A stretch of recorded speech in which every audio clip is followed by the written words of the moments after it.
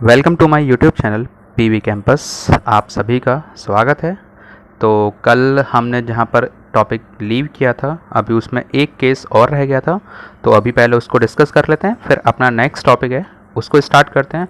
तो कल जो टॉपिक मैंने छोड़ा था वो ये था कि आपको मैंने यहाँ तक का डेरिवेशन करा दिया था, ठीक है, जिसमें कि हमने ये कैलकुलेशन की थी कि इलेक्ट्रिक फील्ड को हम अगर किसी भी यूनिफॉर्मली चार्ज्ड रिंग के द्वारा किसी एक पॉइंट पर कैलकुलेट करें तो किस तरह से उसकी कैलकुलेशन की जाती है, ठीक है। तो हमने जो केस फॉलो किया था वो केस फॉलो किया था कि अगर आपको इलेक्ट्रिक फील्ड या वैद्युत क्षेत्र कैलकुलेट करना हो किसी भी यूनिफॉर्मली चार्ज रिंग की वजह से उसके सेंटर या केंद्र से आर डिस्टेंस पर या आर दूरी पर, ठीक है। तो पॉइंट पी सेंटर से एक आर दूरी पर हो सकता है, या फिर आपको अभी मैंने कल केसेस कराए थे उसमें जिसमें कि ये कहा था कि मे बी अगर जो पॉइंट P पहले x दूरी पर स्थित था वो x दूरी पर स्थित ना होकर उसके केंद्र पर स्थित हो, यानी कि सेंटर पर स्थित हो, तो सेंटर पर अगर पॉइंट P आ जाएगा तो उसकी डिस्टेंस कितनी हो रहेगी, 0, जिसकी वजह से इलेक्ट्रिक फील्ड या वैद्युत क्षेत्र कितना हो जाएगा, वो भी 0 हो जाएगा। फिर सेकंड केस ये था कि अगर आपके पास जो पॉइंट P है वो उसकी रेडियस से काफ़ी ज़्यादा बड़ा हो, क्योंकि रेडियस क्या थी, a थी। अगर मैं बोल रहा हूँ रेडियस से भी काफ़ी ज़्यादा हो तो रेडियस से ज़्यादा होने की वजह से एक्स स्क्वायर प्लस ए स्क्वायर किसके बराबर बचेगा, एक्स स्क्वायर। क्योंकि अगर मैं बोलूँ एक्स की वैल्यू आप अज्यूम करो 1000 है, उसमें मैं बोलूँ आप 0.1 का स्क्वायर ऐड करो तो कोई मीनिंग थोड़ी होगा, वो वहाँ पे क्या होगा, 1000 बड़ा माना रहेगा, ठीक है। तब हमने क्या किया था, जो हमारे पास फॉर्मूला आया था उसको मैंने जनरलाइज किया, वो किसकी वजह से कि मैंने ए स्क्वायर प्लस एक्स स्क्वायर को लेट कर लिया किसके बराबर, एक्स स्क्वायर के बराबर। तो मैंने इसको यहाँ पुट किया जिसकी वजह से ये फॉर्मूला आपके पास डिफाइन हो गया, ठीक है। तो आपको ये चीज़ ध्यान रखनी है कि किस तरह से हमने जो कल दोनों केसेस किए थे वो वहाँ पे पूरे डिस्कस किए गए थे, ठीक है।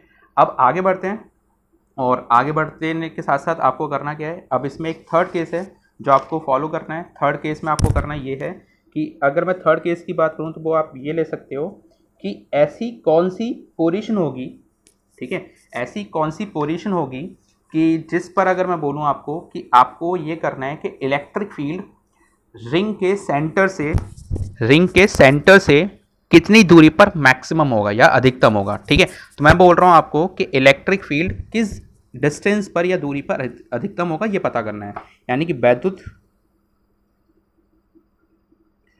क्षेत्र की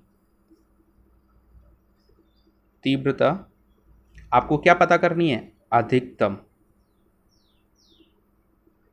ठीक है। तो वैद्युत क्षेत्र की तीव्रता आपको जो पता करनी है वो अधिकतम वाला केस पता करना है कहाँ होगी, ठीक है। तो उसके लिए आप क्या करोगे, उसके लिए आपको वैसे पता होगा मैथ में आप पढ़ते हो मैक्सिमा और मिनिमा, यानी कि अधिकतम और न्यूनतम वैल्यू कहाँ पर और कैसे फाइंड आउट की जाती हैं। तो आप उसके लिए क्या करते थे, आप उसके लिए करते हो जैसे कि आपके पास कोई भी फंक्शन हो, आप उस फंक्शन का अगर आप डिफ्रेंशिएट करते हो, ठीक है, मान लो कि ये फंक्शन है एक्स, मैं अगर इसका वाई के रेस्पेक्ट में डिफरेंशिएट करूं और इसको अगर मैं 0 के बराबर रख दूं, तो फंक्शन को 0 डिफरेंशिएट करने के बाद हम जब उसे 0 के बराबर रखते हैं तो वहां पे जो भी वैल्यू निकल के आती है हमारे पास, वो वैल्यू हमेशा हमें क्या देगा, या तो मैक्सिमा या मिनिमा। अगर नेगेटिव होता है वो वैल्यू तो नेगेटिव वैल्यू हमेशा देती है आपको क्या, मिनिमा, और अगर पॉजिटिव होगी, सॉरी, पॉजिटिव वैल्यू देती है आपको हमेशा मिनिमा, और नेगेटिव वैल्यू हमेशा क्या देती है, मैक्सिमा, ठीक है। तो आप लोग ये मैक्सिमम मिनिमा में पढ़ के आए हो, आपने मैथमेटिक्स में पढ़ा होगा, तो उसी एप्लीकेशन को हम यहाँ पे भी यूज़ कर सकते हैं। तो मैं क्या करूँगा कि मेरे पास जो इलेक्ट्रिक फील्ड की इक्वेशन थी E बराबर 1/4πε0, और क्या थी, Qx/a² प्लस x² की पावर 3/2। आप इसका नॉर्मली क्या करोगे, डिफरेंशियल कर दो, डिफरेंशियल करने के बाद, ठीक है, जो भी वैल्यू आएगी आप उसे 0 के बराबर पुट कर देना, ठीक है। तो यहाँ पे हम क्या कर लेते हैं, इसका डिफरेंशिएट कर देते हैं। अच्छा, डिफरेंशिएट किसके रेस्पेक्ट में होगा, x या a, किसके रेस्पेक्ट में करना चाहिए बताइए, या थोड़ा सोचिए। तो यहाँ पे सिंपल सी बात है कि हमारे पास a क्या है, रेडियस, ये तो कोई दूरी थोड़ी है, ये तो रिंग की रेडियस है जो हमेशा क्या रहने वाली है, कांस्टेंट। x क्या है, दूरी उस बिंदु की जहां पर हमें क्या निकालना है, वैद्युत क्षेत्र निकालना है, ठीक है।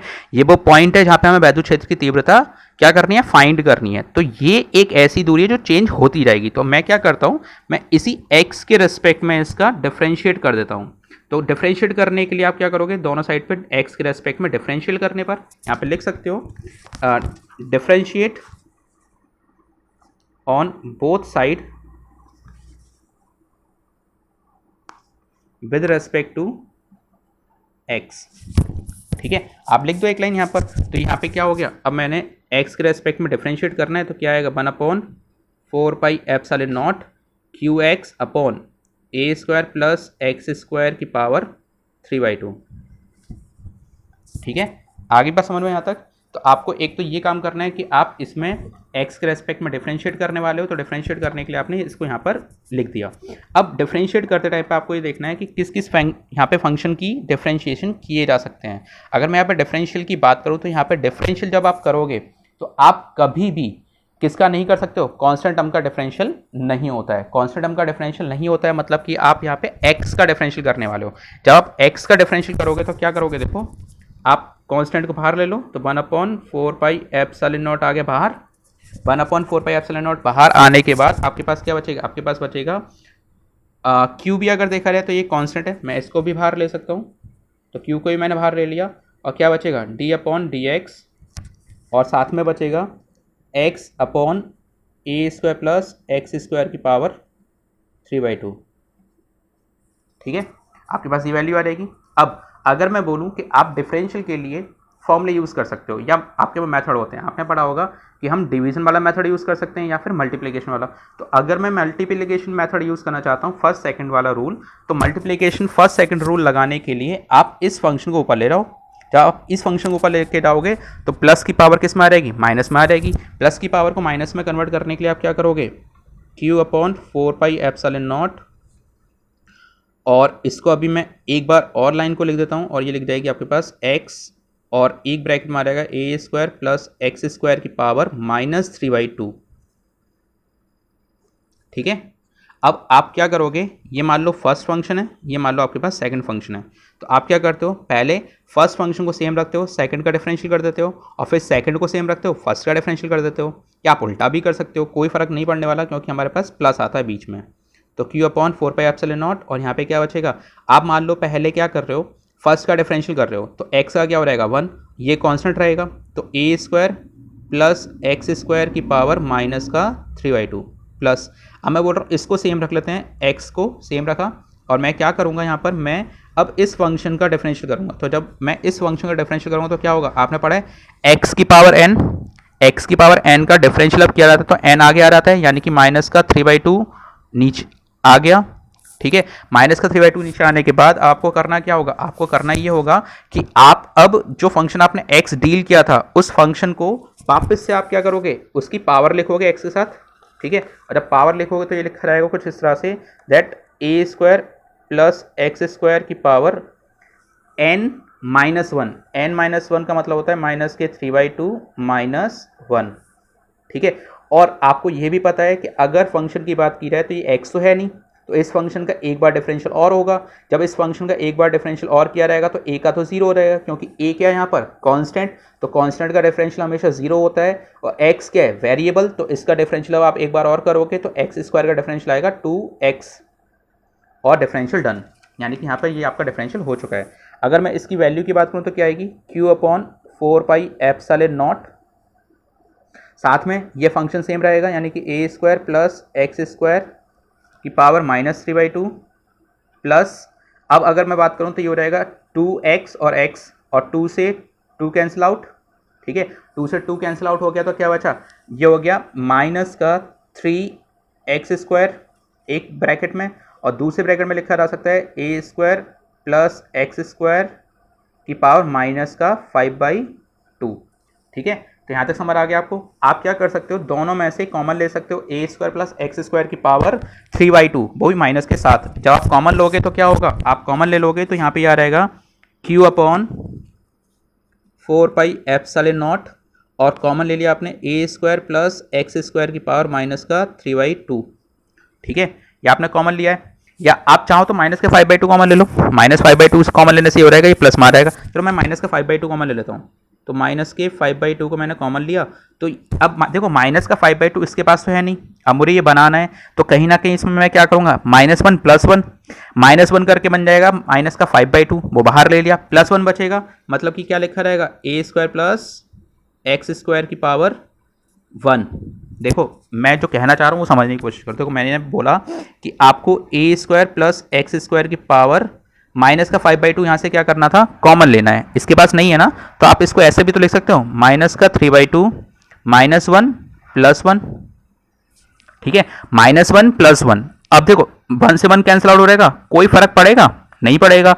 तो मैंने क्या किया, इन दोनों पावर्स को थोड़ा सा मॉडिफाई किया, वो इस फॉर्म में a square plus x square की पावर ये एक साथ और +1 अलग। तो ये हो रहेगा माइनस के 5/2 इंटू, आपको पता है ना मल्टीप्लीकेशन में अगर देखा जाए तो पावर ऐड हो जाती हैं। जब ऐड हो सकती हैं तो मैं उनको सेपरेट भी तो कर सकता हूं, यानी कि कुछ इस तरह से ए स्क्वायर प्लस एक्स स्क्वायर की पावर 1। बात तो अभी वही लिखी हुई है, देखो माइनस का 5/2 हो गया ये वाला, और 1 हो गया ये वाला। ठीक है, दोनों फंक्शन वही हो गए जो मैं भी बोल रहा था।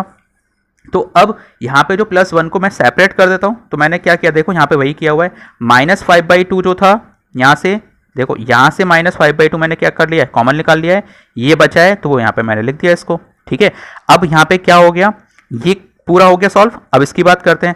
अब अगर इसकी बात करेंगे तो क्या होगा, देखो यहाँ पर होगा क्या, ये तो पूरा कॉमन आ चुका है क्योंकि -5/2 मैंने क्या लिया कॉमन, तो क्या बचा माइनस का 3x²। ठीक है, तो ये क्या बचेगा, ये हो गया Q/4πε0 a square plus x square की पावर माइनस का 5/2, और इसको सॉल्व करोगे तो क्या आएगा, ए स्क्वायर माइनस 2x²। ठीक है, ए स्क्वायर माइनस 2x² बचा आपके पास। ठीक, यहाँ तक किसी को कोई डाउट नहीं होगा। अब मैंने बोला ये आया आपके पास DE/dx।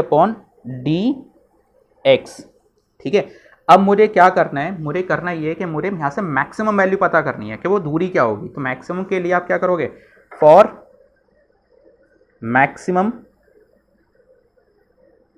Distance DE/dx equals to 0, ये पुट कर दो। जब आप DE/dx इक्वल्स टू 0 पुट करोगे तो यहाँ पे इसकी वैल्यू क्या हो रहेगी, इसकी वैल्यू 0 हो रहेगी, यानी कि Q/4πε0 a square plus x square की पावर माइनस के 5/2 ब्रैकेट में a square minus 2x² equals to किसके होगा, 0 के। अब मैंने इसको इक्वल्स टू 0 रखा तो ये फंक्शन भी 0 के बराबर हो सकता है, ये फंक्शन भी 0 के बराबर हो सकता है, ये भी 0 के बराबर हो सकता है। आपने पढ़ा है ना कि अगर मल्टीप्लिकेशन में मेरे पास 2-3 वैल्यू रखी हो तो कोई भी एक वैल्यू 0 के बराबर होने पर सभी वैल्यू क्या हो रहेंगी, 0 के बराबर हो सकती हैं। ठीक है, अब मैं मान लेता हूं कि मेरे पास क्या हुआ कि ये वैल्यू 0 के बराबर है और ये 0 के बराबर शायद ना भी हो, या फिर आपने दूसरा मेथड पढ़ा है कि मैं इन दोनों वैल्यूज को क्या करूं, 0 के पास भेज देता हूं। तो क्या बचेगा, ये वाली वैल्यू बचेगी आपके पास ए स्क्वायर माइनस के 2x² इक्वल्स टू 0। अब मैं 2x² को इधर ले जाता हूं तो ये आ जाएगा ए स्क्वायर, और अगर मैं ये लिख दूं कि a²/2, ये भी लिखा जा सकता है। आप x को स्क्वायर रूट में चढ़ा सकते हो तो ये आ जाएगा plus minus under the root a²/2, और ये लिखा जा सकता है x equals to plus minus a/√2। ठीक है, तो ये ऐसे लिखा जा सकता है। अब देखो यहाँ से हमें जो x की वैल्यू मिली है वो x की वैल्यू क्या आई है, प्लस माइनस a/√2। इसका मतलब हुआ कि रिंग के सेंटर से +a/2 या माइनस का a/2 आप कहीं भी चले जाओ, आपके पास हमेशा क्या आएगा, प्लस a/2 या माइनस a/√2। आप ऊपर नीचे कहीं भी चले जाओगे तो आपको हमेशा एक ऐसी वैल्यू मिलेगी जहां पर आपको इलेक्ट्रिक फील्ड मैक्सिमम मिल रहा होगा। ठीक है, बात समझ आई। तो सेंस ये था कि अगर आप रिंग के सेंटर से +a/√2 या माइनस a/√2, यानी कि हम ये कह सकते हैं रिंग के सेंटर से हम या तो a/√2 आगे चले जाएं या फिर हम a/√2 पीछे चले जाएं, तो हमेशा हमें क्या मिलेगा, वहां पर हमें इलेक्ट्रिक फील्ड मैक्सिमम मिलेगा, आइदर दिस साइड और आइदर दिस साइड। बात समझ आई, यानी कि रिंग के सेंटर से या तो a/√2 डिस्टेंस आगे या पीछे, प्लस मतलब आगे, माइनस मतलब पीछे, कहीं भी जाने पर हमेशा हमें इलेक्ट्रिक फील्ड की वैल्यू मैक्सिमम मिलेगी। तो ये आपका केस कंप्लीट होता है। ठीक है, एंड दैट्स ऑल। क्लियर, यहाँ तक समझ आ गया होगा सबको। चलो इसके बाद एक नेक्स्ट टॉपिक है जिसको मैं स्टार्ट थोड़ा सा करता हूँ आज, और फिर इसको हम कल भी आगे कंटिन्यू रखेंगे। ठीक है, और वो टॉपिक है आपका नेक्स्ट, वो है आपके पास वैद्युत द्विध्रुव, या फिर इंग्लिश में इसको बोलते हैं इलेक्ट्रिक डायपोल। ठीक है, वैद्युत द्विध्रुव या इलेक्ट्रिक डायपोल, हमें अब ये स्टार्ट करना है और इसके बारे में हमें पढ़ना है। तो चलो एक काम करते हैं, इसको हम नेक्स्ट टॉपिक में ही स्टार्ट करते हैं, नेक्स्ट लेक्चर में ही स्टार्ट करते हैं, क्योंकि फिर ये वीडियो काफ़ी लेंदी हो रहेगी तो वो थोड़ा नहीं हो पाएगा काम। तो हम इलेक्ट्रिक डायपोल को नेक्स्ट वीडियो में स्टार्ट करते हैं, ठीक है। तो आज के लिए पहले उतना क्लियर करो, फिर हम कल उसे करते हैं।